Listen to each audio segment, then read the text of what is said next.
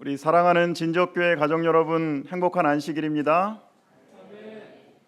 하나님의 은혜와 또 축복이 여러분 모두와 함께 하시기를 간절히 바랍니다.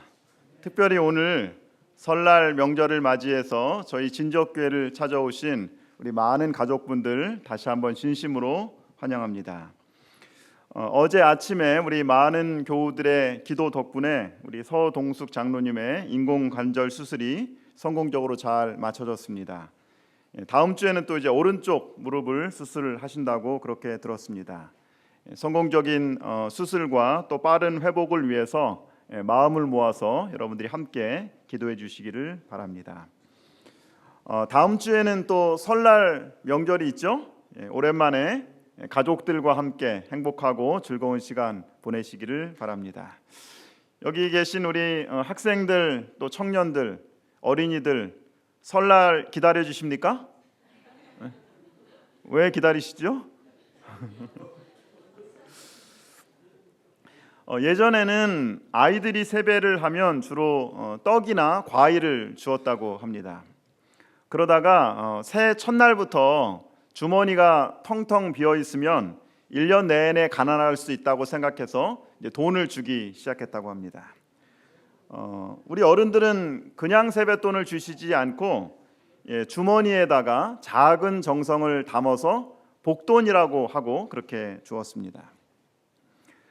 우리나라 세시 풍속에는 설날 덕담을 저희가 이제 하게 되는데, 이 설날 덕담은 그렇게 되다라고 하는 어떤 축원한다라고 하는 의미가 아니라 벌써 그렇게 되었으니 고맙다라고 하는 그런 미리 축하의 의미가 있다고 합니다.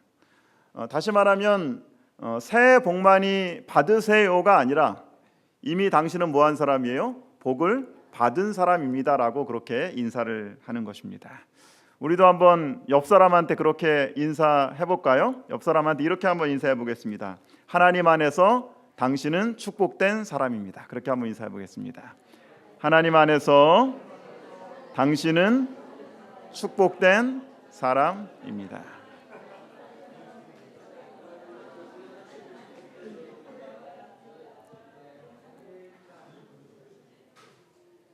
하나님께서 아브라함을 부르시고 축복하셨습니다. 그리고 아브라함에게 말씀하기를 너는 복이 될 것이라라고 말씀하셨습니다. 하나님의 축복이 아브라함을 통하여서 전달되는 것입니다. 하나님의 축복은 우리만 소유하는 것이 아니라 나누어 줄 때 더욱더 풍성해지는 것을 알 수 있습니다. 이스라엘에는 두 개의 호수가 있습니다. 위쪽에 있는 호수를 우리가 갈릴리 호수라고 부르고 밑에 있는 호수를 저희가 사해라고 불립니다. 갈릴리 호수에 가면 아름다운 그 호수에 물고기가 가득하고 또 주변에는 푸른 식물로 둘러싸여 있습니다. 반면에 사해에 가면은 사해는 크기로 보면은 갈릴리보다 거의 4배 정도 되는 그런 크기임에도 불구하고 해수면 400m 아래 위치하고 있기 때문에 어떤 생물도 살 수 없습니다. 그래서 사실은 호수이지만 뭐라고 부르냐면 사해, 죽은 바다라고 그렇게 부르는 것입니다. 갈릴리 호수와 사해는 둘 다 요단강 물을 받아들입니다. 그런데 한 호수에는 생명이 넘치고 또 다른 하나에는 죽음의 호수가 된 이유가 무엇일까요? 중요한 차이는 갈릴리 호수는 자기가 받은 그 강물을 다시 어떻게 하는 겁니까? 보내는 것입니다. 그러나 사해는 받기만 하기 때문입니다. 이야기를 했더니 예전에 한 분이 저에게 이런 질문을 합니다. 목사님, 그건 옛날 이야기입니다. 요즘 사회가 관광지로 얼마나 유명한지 아십니까? 많은 사람들이 관광을 오고 또 구경을 합니다. 사해 머드가 얼마나 유명한지 목사님 아십니까? 또 요즘에는 사해 주변에 있는 사람들이 소금과 광물질을 채취해서 많은 돈을, 떼돈을 벌고 있습니다. 아, 그렇구나. 그러나 사해가 많은 사람들이 구경이 오고 돈은 많이 벌지 모르지만 여전히 그곳은 뭐하는지 못하는 곳이에요? 생명이 없는 곳입니다. 반면 갈릴리 호수는 언제나 많은 사람들이 찾아오고 생명이 넘치는 바다입니다. 생명의 바다와 죽음의 바다의 차이는 무엇입니까? 내가 받은 축복을 얼마나 다른 사람들에게 많이 베풀어 주느냐, 내가 받은 은혜를 얼마나 아낌없이 나누어 주느냐에 있는 것입니다. 제가 개인적으로 참 좋아하는 말씀입니다. 우리 같이 한번 읽어보도록 할까요? 같이 읽습니다. 성령의 감화에 반응하는 심령은 하나님의 축복이 흘러가는 통로이다. 아멘. 요즘은 예전보다 훨씬 더 잘 살게 되었습니다. 모든 것이 풍족합니다. 그럼에도 불구하고 왜 사람들은 행복해하지 못할까요?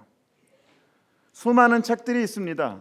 그리고 동영상을 통하여서 어떻게 보면 우리는 말씀의 홍수에 살고 있습니다. 그럼에도 불구하고 왜 우리의 믿음은 자라지 못하는 것일까요? 기억하기 바랍니다. 하나님께서 여러분들을 축복하십니다. 그러나 그 축복은 우리만 간직하고 있는 것이 아니라 다른 사람들에게 베풀 때에 우리의 축복이 다른 사람들에게 축복이 흘러가는 통로가 될 때에 바로 하나님께서 더 풍성하고 더 행복한 삶을 살도록 우리를 축복하신다고 하는 것입니다.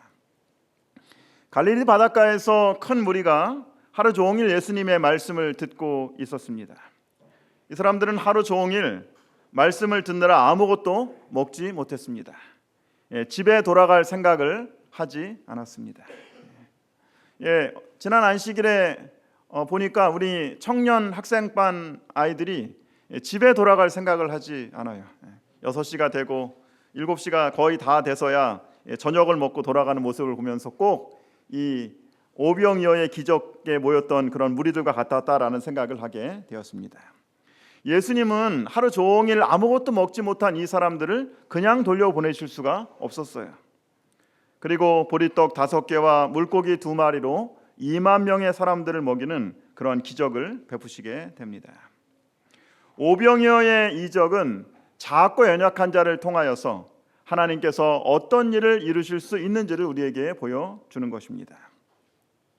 작고 연약한 어린 아이, 늘 형의 그늘에 가려서 별로 유명하지도 않았던 제자 안드레, 그리고 너무나 하찮았던 보리떡 5개와 물고기 2마리, 이런 작고 연약한 것들이 예수님의 손 위에 들려졌을 때, 예수님의 손 위에 있을 때 하나님께서 2만 명이 먹을 만큼 충분할 정도의 기적의 시작이 되게 하신 것입니다.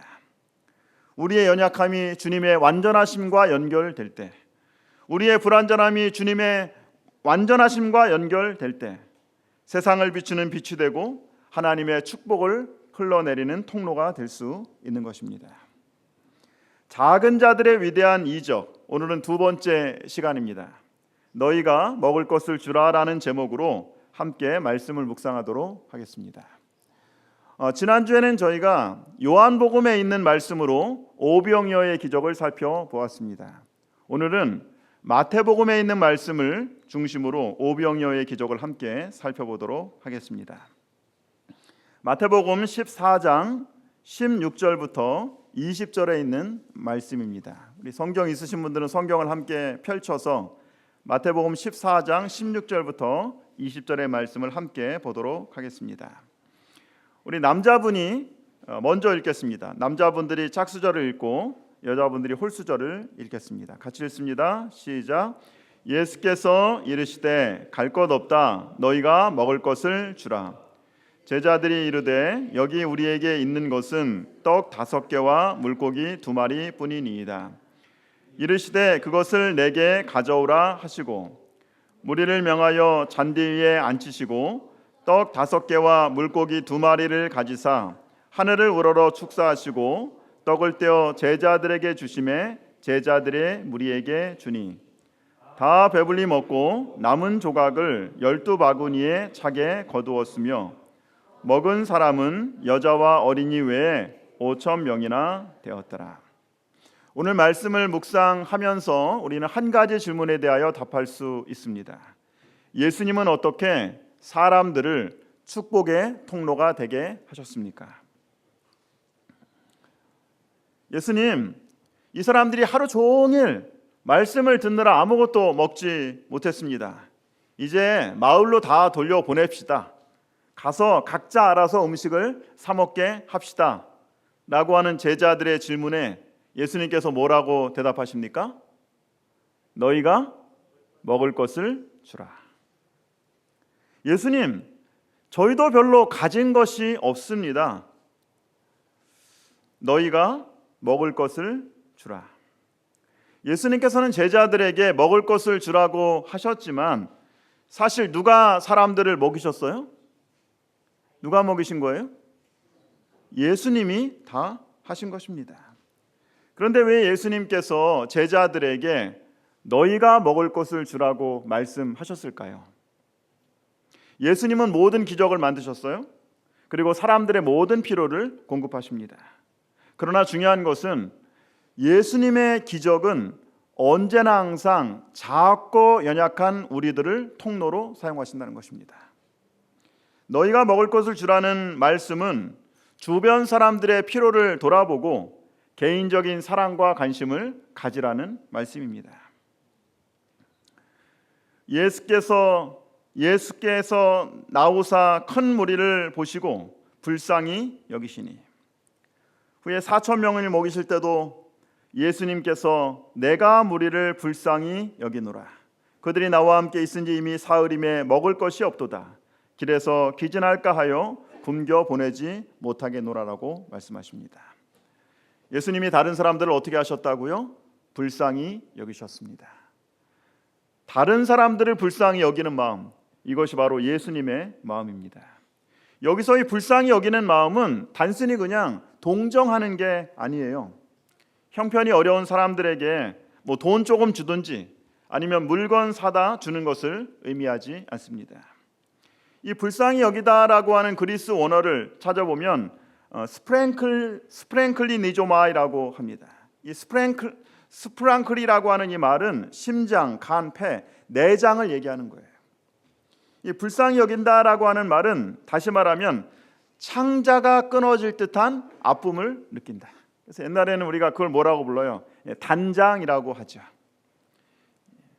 예수님이 하루 종일 말씀을 듣느라 아무것도 먹지 못한 사람들을 보고 뭐 하시는 거예요? 애간장이 타시는 것입니다. 예수님은 백성들의 모습을 보고 가슴이 저리고 아리셨습니다.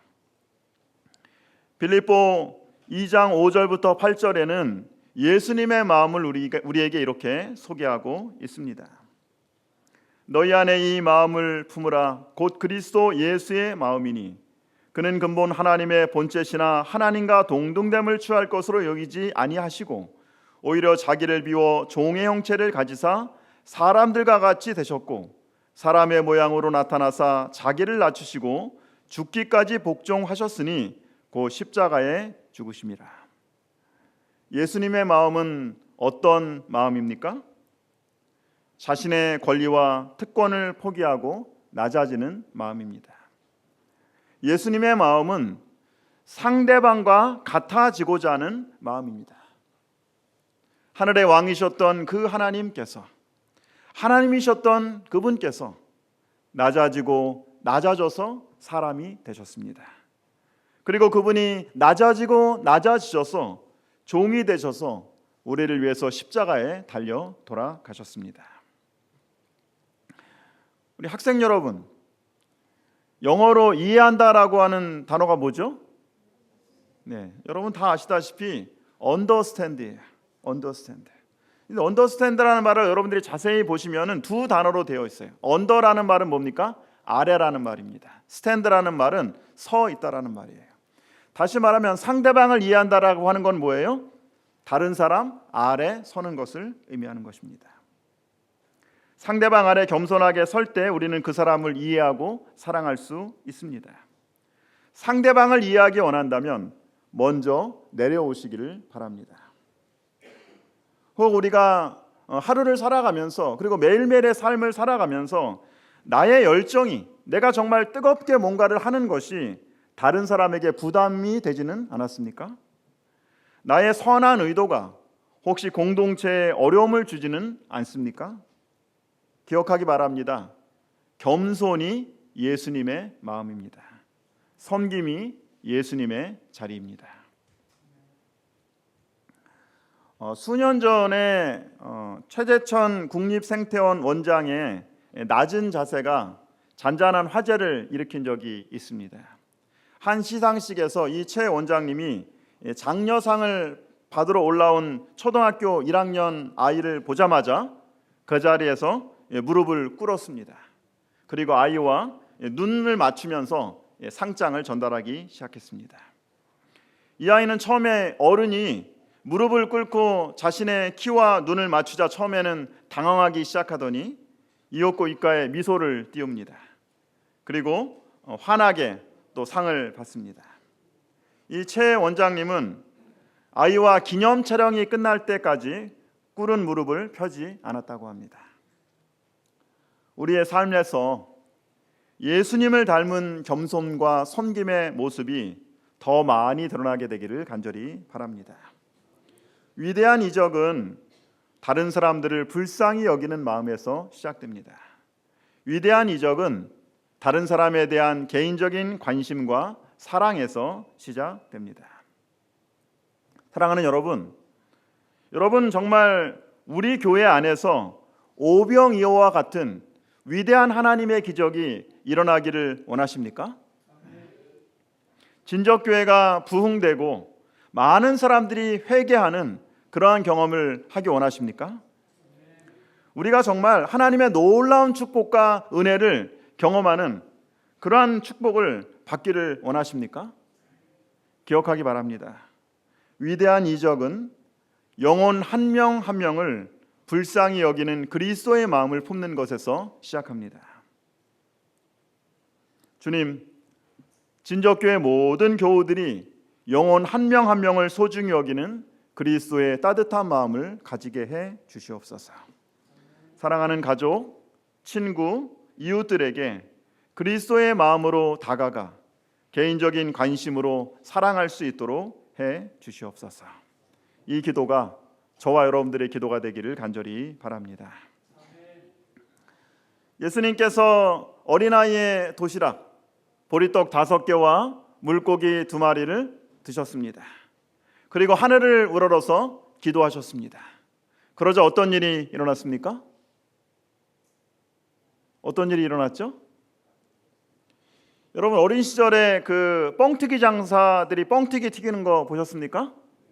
기계에다가 뭐 쌀이나 옥수수나 콩을 넣고 기계에 한참 돌리다가 뻥튀기 장수가 뭐라고 외쳐요? 뻥이요라고 외치면 그 안에 있는 그 쌀알이 조금밖에 없던 쌀알이 수백 배로 불어나는 것입니다. 예수님이 축사하셨습니다. 보리떡 5개와 물고기를 들고 기도하셨습니다. 그러자 어떤 일이 일어납니까? 뻥이요 합니까? 엄청나게 많은 양으로 불어나서 사람들이 거두어 먹는다. 그렇게 됐습니까? 아니면 예수님이 기도를 마치신 후에 하늘의 천사들이 나타나서 사람들에게 보리떡 5개와 물고기 2마리를 가지고 나누어 주었습니까? 어떤 사람들은 예수님의 이적을 부인하는 사람들이 있어요. 그 사람들은 이렇게 이야기를 합니다. 어린아이가 예수님께 도시락을 드렸더니 사람들이 그것을 보고 너무 감동을 받아가지고 자신의 도시락을 다른 사람들과 나누어 먹은 것이다 라고 얘기하기도 합니다. 예수님께서 보리떡 5개와 물고기 2마리로 어떻게 2만 명이나 되는 사람을 먹이셨습니까? 어떻게 하셨죠? 어떻게 하셨습니까? 여러분 잘 모르면 어디로 돌아가면 됩니까? 성경으로 돌아가면 됩니다. 성경에 뭐라고 그랬는지 우리가 다시 한번 보겠습니다. 무리를 명하여 잔디 위에 앉히시고 떡 5개와 물고기 2마리를 가지사 하늘을 우러러 축사하시고 그 다음부터 같이 읽습니다. 시작. 떡을 떼어 제자들에게 주심에 제자들이 무리에게 주니 다 배불리 먹고. 어린아이의 작은 도시락이 어떤 과정을 통하여서 수많은 사람들이 배불리 먹었던 위대한 이적이 되었는지 우리가 살펴볼 수 있습니다. 예수님께서 보리떡 5개와 물고기 2마리를 들고 하늘을 위해서 기도하셨습니다. 그리고 나서 이 보리떡을 떼어가지고 어떻게 하셨어요? 제자들에게 주셨어요. 그 제자들은 어떻게 합니까? 자기가 받은 보리떡을 또 다른 사람들에게 나누어 줍니다. 그 받은 사람들은 또 어떻게 해요? 또 다른 사람들에게 나누어 줍니다. 하나님의 축복이 제자들의 손에서, 예수님의 손에서 제자들의 손으로, 제자들의 손에서 다른 사람의 손으로 전달되면서 바로 기적이 역사하는 것입니다. 왜 그렇게 하셨을까요? 우리 때문입니다. 예수님은 제자들이나 군중들이 기적의 방관자가 아니라 참여자가 되는 특권을 주신 것입니다. 예수님은 작고 연약한 사람들을 통하여서 하나님의 축복으로 사용하셔서 위대한 기적을 만드십니다. 제자들은 이 사역에 동참하면서 사람들을 불쌍히 여기는 예수님의 마음을 깨닫게 되는 것입니다.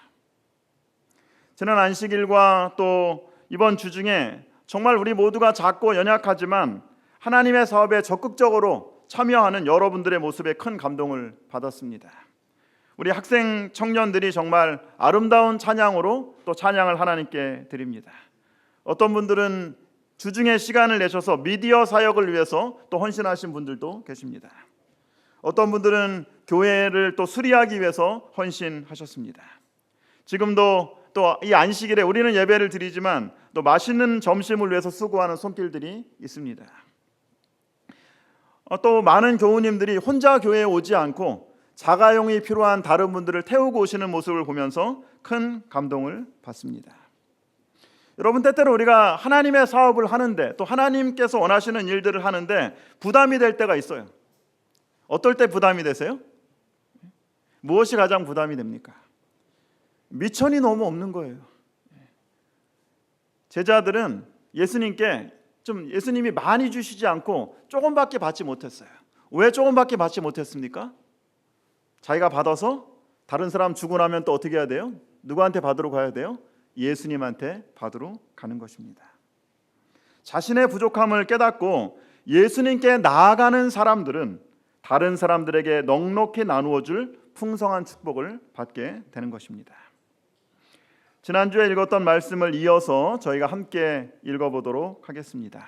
같이 한번 읽겠습니다. 그대가 가진 재산과 시간과 재능을 사용하라. 그대의 보리떡을 예수님께 가지고 가라. 비록 그대의 자원이 수천 명을 먹이기에는 충분하지 못할지라도 한 사람을 먹이기에는 충분할 것이다. 그것이 그리스도의 손에 들어가면 많은 사람을 먹일 수 있을 것이다. 제자들처럼 그대가 가지고 있는 것을 주라. 그리스도께서는 그 선물을 증가시켜 주실 것이다. 우리의 재능과 능력이 하찮아 보이고 보잘것없지만 예수님의 손에 들려질 때 예수님께서 그 선물들을 풍성하게 만들어 주실 것을 저희는 확신합니다.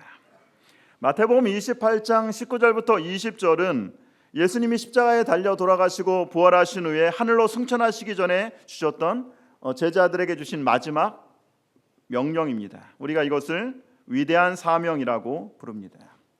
이 위대한 사명은 이 예수님을 따르는 모든 교회가 반드시 기억하고 따라야 될 사명입니다. 마태복음 28장 19절과 20절의 말씀 우리 한번 같이 읽어보도록 할까요? 같이 읽습니다. 그러므로 너희는 가서 모든 민족을 제자로 삼아 아버지와 아들과 성령의 이름으로 침례를 베풀고 내가 너희에게 분부한 모든 것을 가르쳐 지키게 하라.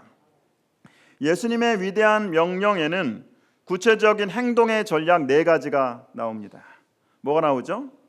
가라고 하는 것입니다. 지난주에 저희가 살펴보았습니다. 제자를 삼으라는 것입니다.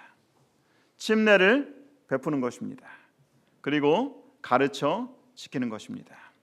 그런데 헬라어 원문을 저희가 살펴보면 본 동사는 명령형 동사는 오직 하나입니다.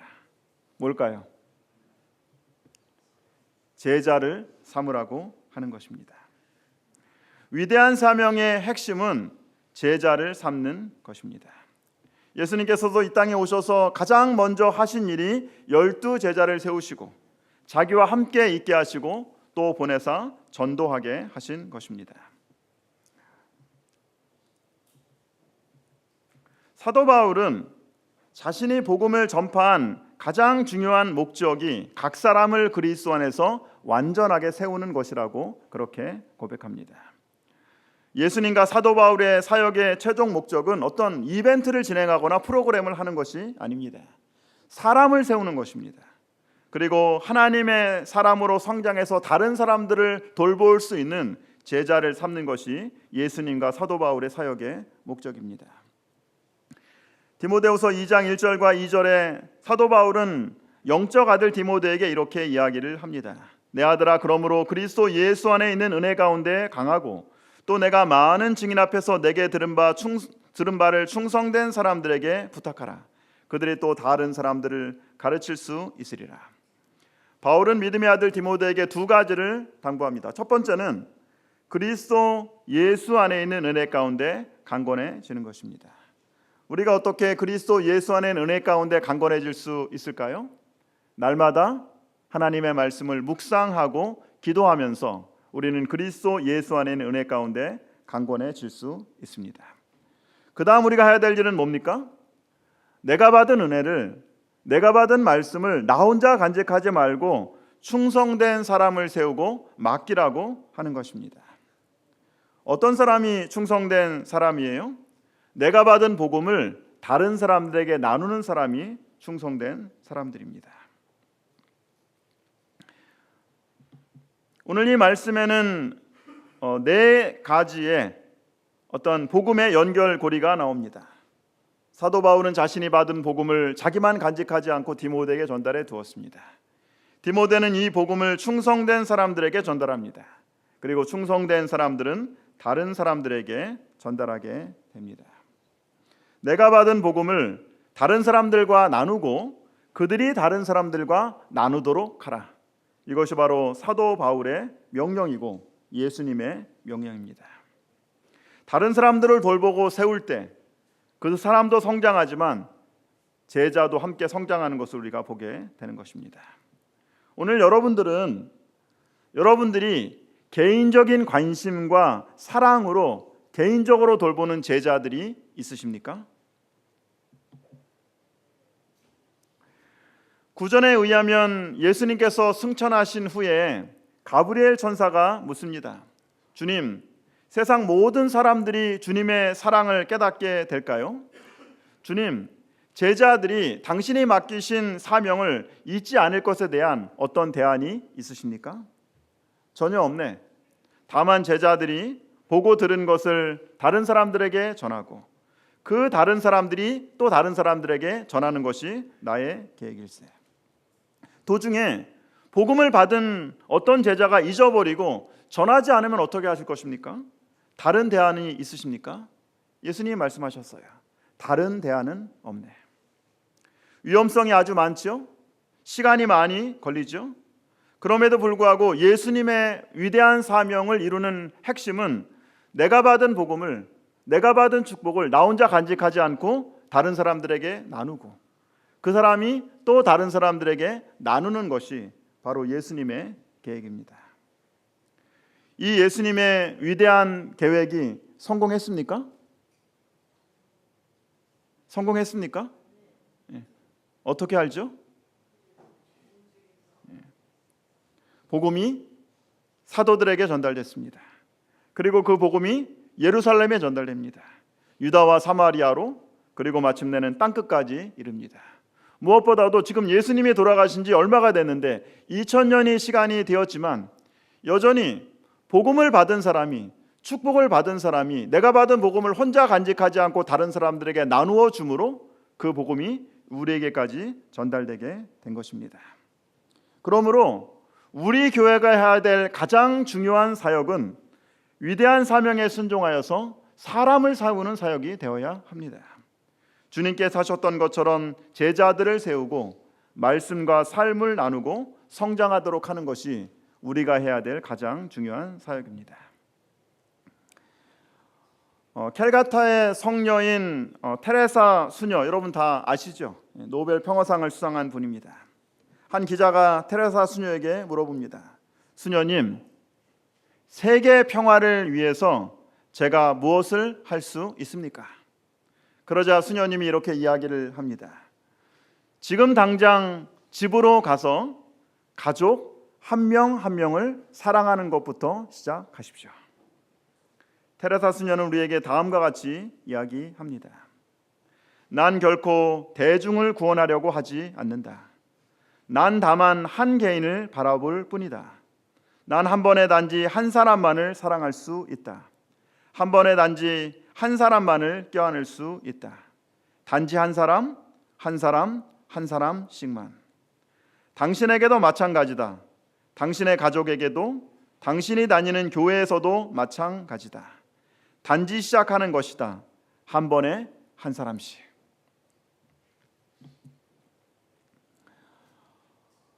1904년 5월에 하와이 이민 수속을 밟기 위해서 일본 고베에 머물던 조선인 청년 이응연은 어느 날 수속을 기다리면서 무료해서 길을 걷다가 간판이 아주 긴 교회를 하나 발견하게 됩니다. 이 사람은 사실 성공의 신자였는데 교회 간판에 보니까 뭐라고 쓰여져 있냐면 제7일 안식일 예수 재림교. 야, 이 교회 이름이 왜 이렇게 기냐 하고 이제 그 교회를 기웃거리기 시작했습니다. 그런데 마침 그 모습을 보고 있던 사람이 하나 있었는데 바로 일본인인 구니야 히데 전도사였습니다. 구니야 히데 전도사님은 그 조선인 청년을 반갑게 인사를 하면서 들어오라고 손짓을 하였습니다. 그리고 그날 조선인 청년 이응연은 쿠니야 히데 전도사님과 함께 성경을 공부하기 시작했습니다. 하루 공부했는데 이 청년이 너무 마음이 뜨거워지는 것입니다. 그러다가 다음 날에는 하와이 이민을 준비하던 다른 청년인 감리교인 손흥조를 데리고 함께 성경을 공부하기 시작했습니다. 근데 구니야 히데 전도사님은 일본인이었기 때문에 한국말을 몰라요. 그리고 이 조선인들은 일본말을 몰랐기 때문에 말이 통하지 않았습니다. 어떻게 성경을 공부했을까요? 이분들이 서로 한문을 알았기 때문에 필답으로 말을 하지 않고 한문을 써가면서 성경을 공부했습니다. 구니야 히데 전도사님은 말이 통하지 않아도 하나님의 말씀의 능력이 있다는 것을 깨달았습니다. 그래서 이 조선인 두 청년이 열흘 가까이 구니야 히데 전도사님에게 성경을 공부하게 됩니다. 그리고 이제 하와이로 출항하기 전날 1904년 6월 12일 토요일 밤에 누노기키 폭포에서 침례를 받고 이 두 사람이 한국인 최초의 재림 교인이 됩니다. 1904년 8월 25일자 리뷰 앤 헤랄드지에는 한국인 최초의 침례식을 다음과 같이 전하고 있습니다. 그 배가 호놀룰루를 향하여 출항하기 전날 저녁이었다. 침례 주제를 가지고 성경 공부를 거의 자정까지 계속했다. 마침내 그들은 눈물을 흘리며 이런 빛을 비추어 주신 하나님께 감사하며 고베를 떠나기 전에 침례 받기를 간절히 원했다. 왜냐하면 배가 아침 일찍 출발할 것이기 때문이었다. 비록 자정이 지난 시간이었으나 소수의 무리가 종이등을 켜고 누노비키 폭포 아래 갔으며 거기서 그들 두 형제는 침례를 받았다. 2년 전에 오사카에 가게 되었습니다. 그때 그곳에서 담임하시던 우리 한국인 목사님과 함께 제가 그 누노비키 폭포를 방문하는 그런 특권을 갖게 되었습니다. 두 명의 한국인이 하나님의 부르심에 의해서 침례를 받고 최초로 재림 교인이 되었던 폭포가 이 누노비키 폭포입니다. 그곳에 서서 두 명의 한국인을 부르신 하나님의 섭리에 정말 감사하면서 깊은 감동을 느꼈던 적이 있습니다. 다음 날 하나님의 기이한 섭리로 먼저 복음을 받아들였던 이응연은 예정대로 하와이로 떠나게 됩니다. 근데 나중에 인도된 손흥조는 서류가 잘못됐는지 서류가 미비돼서 조선으로 다시 돌아오게 됩니다. 비록 미국으로 가게 된 계획은 실패했지만 이 손흥조는 실망하거나 낙담하지 않았습니다. 그는 귀국하는 길에 임기반이라고 하는 사람을 만나게 돼서 자신이 받은 하나님과 재림 기별을 전하게 됩니다. 그리고 이 임기반은 귀국하자마자 평안남도 진남포에 머물면서 수많은 사람들에게 복음을 전하게 됩니다. 그리고 1904년에 8월에 구니아 히데 전도사가, 그리고 9월에는 일본 재림교회 선교 책임자였던 필드 목사가 한국을 방문해서 전도회를 하고 침례를 베풀게 됩니다. 그때 처음으로 침례를 받은 사람이 71명이 있습니다. 이것이 바로 한국 재림교회의 시작입니다. 한국 재림교회는 선교사가 아닌 본방인에 의해서 복음이 전해진 유례없는 그러한 선교 역사를 갖고 있습니다. 눈옥입기 폭포 아래서 이런 생각을 한번 해봤습니다. 처음으로 침례를 받았던 그 손흥조, 이응현, 이 두 분이 지금 한국에 있었다면 어떤 생각을 했을까? 대한민국 방방곡곡에 수십만의 재림 성도들이 교회당에서 하나님을 찬양하는 모습을 보면 이들이 얼마나 크게 감동했을까라는 생각들을 다시 한번 해보게 되었습니다. 하나님의 섭리가 참으로 놀랐습니다. 구니아 히데는 자기가 받은 복음을 자기 혼자 간직하지 않고 이응현에게 전달합니다. 이응현은 자신이 받은 복음을 손흥조에게 전달합니다. 그리고 손흥조는 임기반에게 하늘의 복음을 전달하는 것입니다. 위대한 기적은 예수님의 마음으로 한 영혼에 대한 관심과 사랑을 나타낼 때 시작되는 것입니다. 내가 받은 축복을 주위 사람들과 나누어 줄 때 하나님께서 우리를 더욱더 풍성하게 축복하실 것을 확신합니다. 시대의 소망에 있는 말씀입니다. 한번 같이 읽어보도록 하겠습니다. 같이 읽습니다. 하나님께서는 우리의 도움 없이도 죄인을 구원하시는 당신의 목적을 이루실 수 있으셨다. 그러나 그리스도의 품성과 같은 품성을 개발시키기 위해서 우리는 그의 사업을 분담해야 한다. 그의 기쁨, 곧 그의 희생을 통하여 구속받은 영혼들을 보는 기쁨에 참여하기 위해 그들의 구속을 위한 그분의 사업에 참여해야 된다. 여러분, 천지를 지으신 하나님께서, 우주의 왕이신 하나님께서 우리같이 하찮은 사람들의 도움 없이도 충분히 복음을 전하실 수 있습니다. 근데 왜 하나님께서 정말 작고 연약하고 여전히 의심하는 우리들을 택하여서 축복의 통로로 삼으셨을까요? 여전히 의심하고 여전히 말도 제대로 하지 못하고 또 중요한 것은 미천도 많이 없는데 왜 우리로 하여금 다른 사람들을 돌보도록 하셨을까요? 위대한 사명에 동참함으로 우리는 그리스도를 닮게 됩니다. 무엇보다도 영혼을 소중히 여기는 예수님의 마음을 우리가 이해하게 되는 것입니다. 행복한 설날 명절을 맞이하게 됩니다.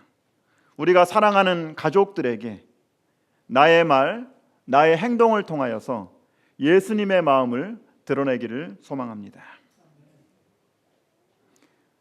떡 5개와 물고기 2마리를 가지사 하늘을 우러러 축사하시고 떡을 떼어 제자들에게 주시매 제자들이 무리에게 주니 다 배불리 먹고.